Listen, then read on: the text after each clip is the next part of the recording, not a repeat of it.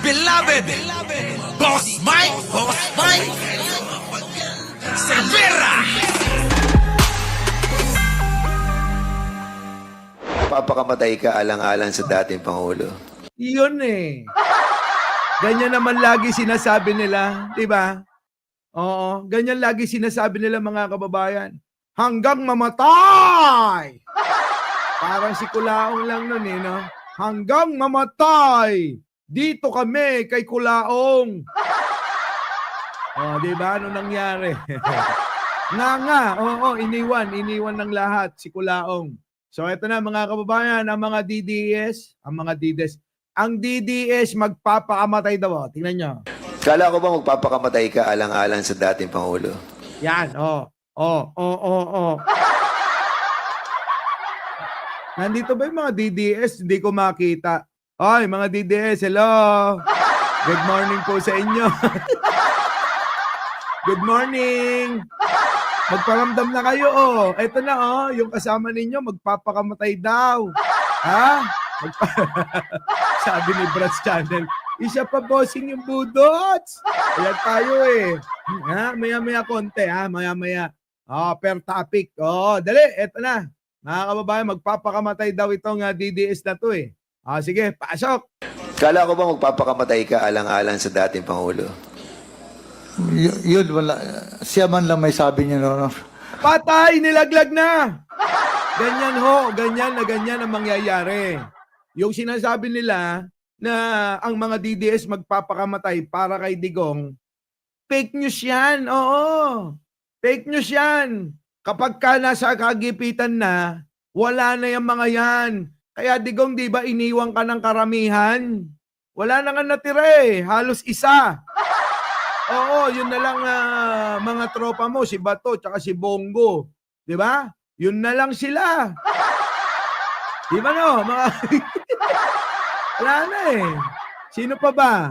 Sino pa ba hindi nang iwan sa'yo? Lahat ng congressman mo halos si Pulong yata natira. Mga senador mo, yung 3 na lang nabugok. Oo, yung iba, akala mo lang yung gagamitin ka. Gagamitin ka lang yung mga yung mga tangang tagasunod sa iyo. Alam mo naman yung mga tauhan mo, yung mga alipin mong DDS na minsan nandito. Mga uto-uto 'yun. Di po ba? Ang mga DDS uto-uto, sabik na sabik na sabik.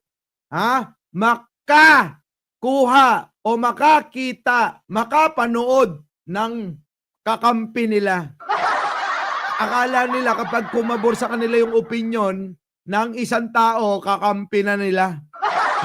Tingnan nyo yung ginawa ng yung sinabi ng Iglesia ni Cristo. Abay, grabe yung talon nila eh. Akala nila kakampi na nila ang Iglesia eh.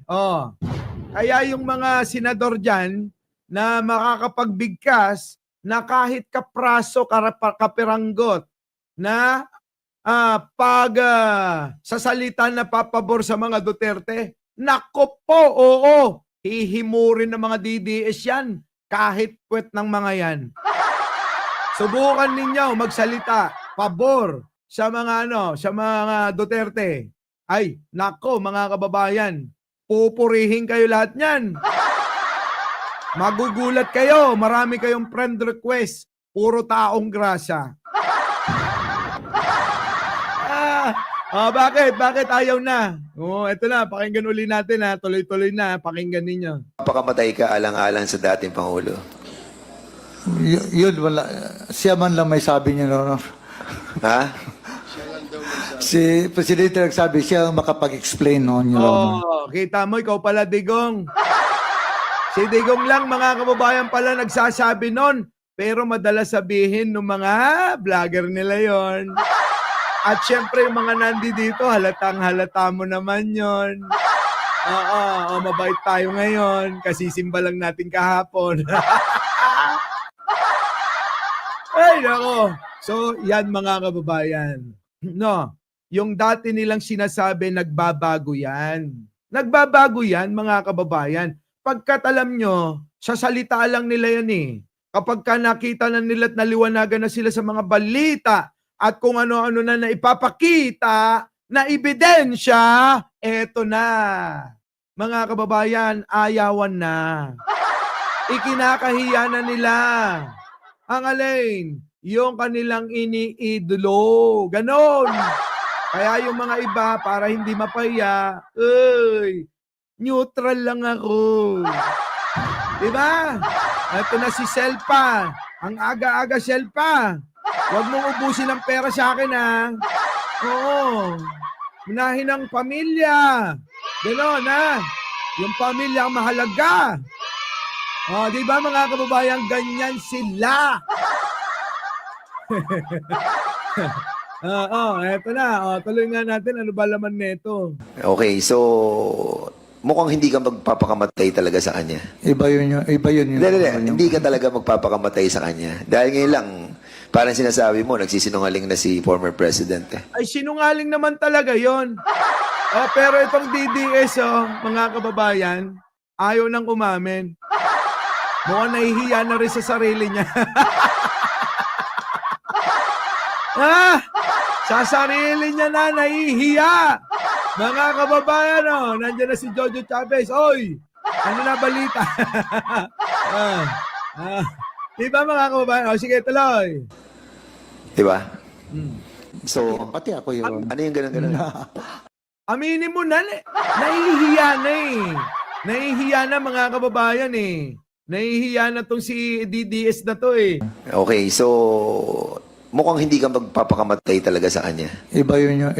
Hindi ka talaga magpapakamatay sa kanya. Dahil ngayon lang, parang sinasabi mo, nagsisinungaling na si former president. Diba? So, Pati ako yun. ano yung ganun-ganun?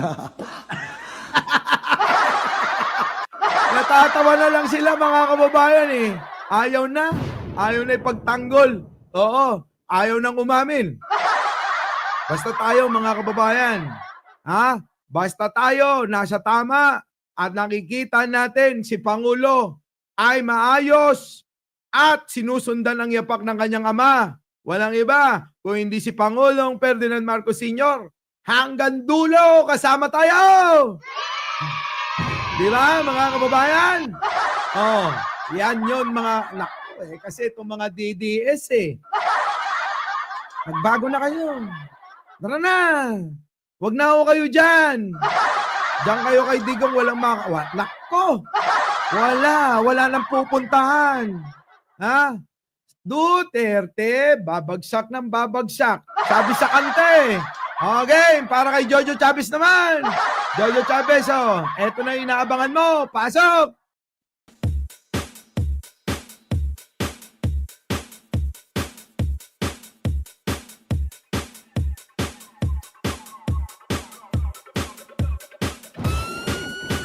Pangulong Duterte, patong-patong na ang case. Balak niya pang bumalik. Kahit wala na siyang place, pinagdidiinan pa daw niya siya ay walang iya. Oo, tama nga siya doon. Sa Senado, sinabon. Inanto ng palihim, pera ng mamamayan. Tama lang pagtulungan. Sa Senado, dami mong kailangan panagutan. Galit sa droga, no ka ba? Di naman yung totoo. Pinagtupad ang war on drugs para sa sariling sindikato. O di ba ang lupit? Di natin ini-expect. Sa lahat ng namatay, siya lang din ang naging suspect. Pati mga inosente, dilat na nakapikit. Wala na rin narinig. Dami mong sinirang bay, Senator Bato. Naku, OA ka naman, makaiyak tong kaalyado niya. Pinagtutulungan sa Senado, puro lang kasinungalingan ng report. Mga word, paboritong bigkasin. I'm expecting for the worst. Sige, daldalang bato, patuloy sa pagdepensa. Loyal sa Pangulo mong nilalamon din ng pera. Sama-sama na kayong bumagsak, lumagapak. Pag nagkataon sa bahay, huhulihin ng parak. Duterte ay babagsak na din. Lahat kayo dyan, pati inyong alipin. Duterte ay babagsak na din. Lahat kayo dyan, pati inyong alipin. Matindi din tong si Sara na anak din ni Digong. Ang galing din umatake, malupit parang Tandaan nyo nga yun, Duterte ay babagsak na rin.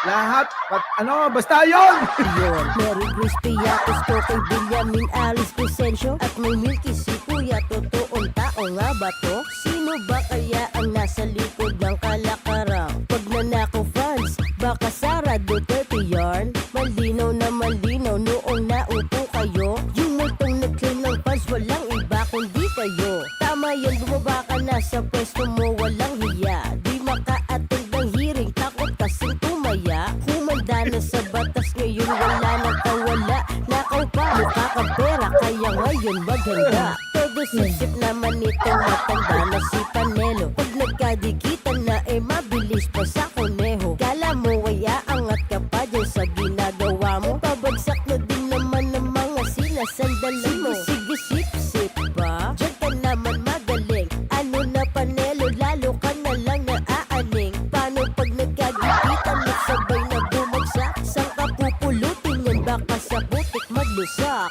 Duterte ay babagsak na din. Lahat kayo dyan, pati inyong alipin. Duterte ay babagsak na din. Lahat kayo dyan, pati inyong alipin. Sa'yo na turbongo, sumuko ka na. Ay, sumuko Dito na. ang pangalan mo sa searching ng bidea. Pati sa matrix ng Pogo, bida ka. Tapos yung Chinese driver, detektado nyo pala. Nako! Etong si Roque, senador na mataba. Sangkot din to sa Pogo, awit malala. Naturingang opisyalis, tas korap din pala. Rocking mataba, dapat sa'yo ibaba. Wala ka nang matulong na mirwisyo pa nga. Ngayon todo din ay may ebidensya pala. Dapat kayong lahat mapabilis ang pagkulong. Nang maranasan nyo sa kulungan o malulong. Ibalik nyo ang mga ninakaw nyo. Pag nagkahulihan, bibigat ang kaso nyo. Kung makapagbintang pa kayo, kala mo totoo. Yung pala kayo gumagawa, lupit ng bisyo nyo. Ayos sama-sama kayo, apat na tanga. Dalawang Duterte, mga secret nyo ay public na. Tapos todo tanggol pa, yung alipin yung tanga. Tama yan, sabay-sabay kayong ipasok sa banga. Yan na! Yan na! Duterte ay babagsak na din. Lahat kayo dyan, pati inyong alipin. Duterte ay babagsak na din. Lahat kayo dyan, pati inyong alipin. Yun! Duterte ay babagsak na rin. Lahat kayo diyan, pati inyong alipin. Ayun, yung pala yung mga kababayan. Okay na, Jojo Chavez. Happy ka na. Oh. Our beloved Boss Mike Cervera.